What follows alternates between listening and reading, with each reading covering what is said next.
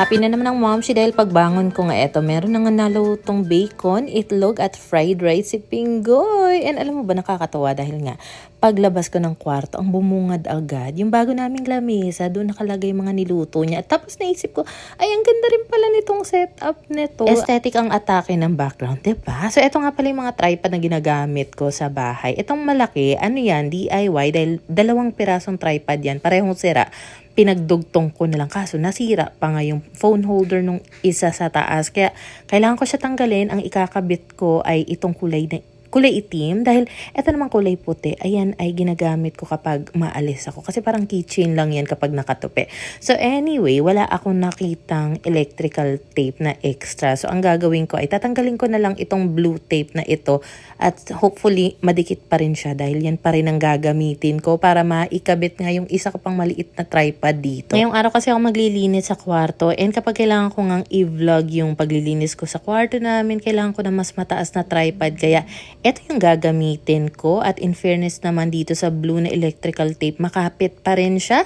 So pwede na yan at saka itong tinanggal ko, itatapon ko na yun dahil sirang-sira naman na siya. So meron nga pala akong separate video ng paglilinis ko dito sa aming munting kwarto. If in case lang na bet yung panoorin, nasa page ko na yan. Scroll na lang kayo at ayun na nga yung finish look niya. Talaga namang lumuwag ng husto. Pero paglabas mo nga ng kwarto, ayan, disaster na naman. Unfortunately, hindi ko pa siya maasikaso kasi may lakad kami ng 7 o'clock. Kailangan makaalis na ako. So, for the ligo lang ako mabilisan. Punta na nga ako sa kabila dahil nasa kabila yung mag-aama ko. And pagdating ko nga doon, andun din si Papa. So, binitbit ko na rin pala yung ilang pinag-grocery ko para kay Papa at saka ilang gamit na kailangan madala niya sa apartment. And usually talaga kapag trip niya ng kainuman, mga hapon, pupunta na lang siya dito para mag-inom sila ng daddy ni Pinggoy. So, kami nga pala ay pupunta sa kapatid ni Pinggoy. And dito nga kami magkikita sa Shopwise. And alam mo ba, medyo nanibago ako dito kasi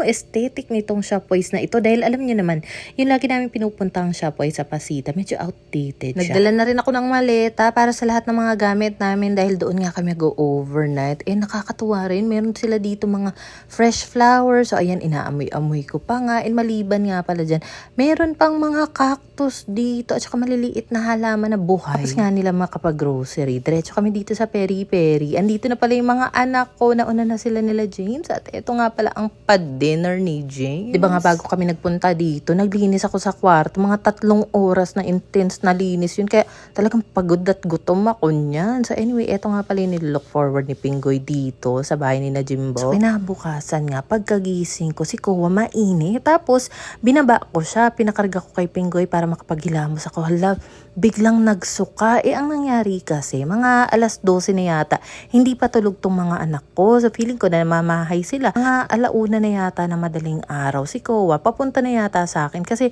yung tinulugan namin, parang computer area siya. Nauntog siya doon sa computer table. Medyo malakas siya. Pero ang mali ko talaga, hindi ko man lang niyeluhan. Parang iniisip ko na, ay okay lang yan, ganyan. So nakatulog diretso si Ko. Akala ko naman, okay na siya. Kaso nga, kinabahan ako nung nilagnat nga siya, nagsuka. Diba pag ganong nauuntog tapos nagsuka, nilagnat, dapat talaga i-ER mo. So ayan, dinala ko na talaga siya sa emergency para mawala na yung pangamba ko, tapos pina-CT scan ko siya.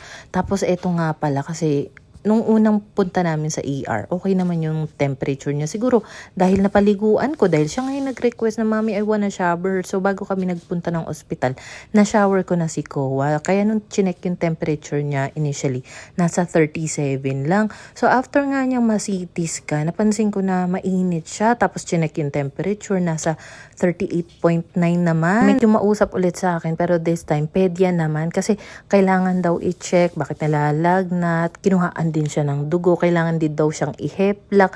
Tapos doon na padadaanin yung paracetamol para daw mas mabilis umeffect yung gamot. Kasi daw kinakatakot is baka mag-convulsion. Siyempre kapag binanggitan ka ng ganong term, talaga namang kakabahan ka talaga. Alam mo, nung mga oras na hindi ko na talaga iniisip kung magkano magagastos dito.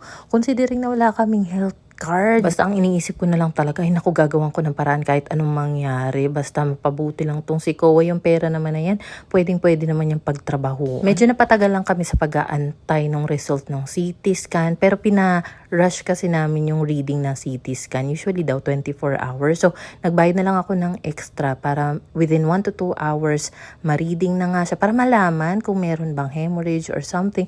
Pero good thing naman kasi based sa result, tapos kinausap din ako ng doktor, wala naman nakitang kahit anong fracture, injury, blood clot. Meron lang parang pasa sa right side nung kanyang ulo. Siguro yun yung tumama nga sa computer table, and yun din daw yung possible reason kung bakit nilalagnat si Kowa. Pero i-observe pa rin namin siya within 48 hours to 1 week, sabi rin ng pedya, para lang in case na merong kakaiba sa kanya, at least madala namin ulit sa ospital for further checking and possible another CT scan daw. Alam mo, ito talaga lesson learned ito para sa atin, especially mga mamshino, lalo na kapag nauntog yung mga anak natin, wag nating baliwalain. Yung first aid dyan, usually dibilagyan ng yelo, cold compress, wag patulugin agad. Are you praying?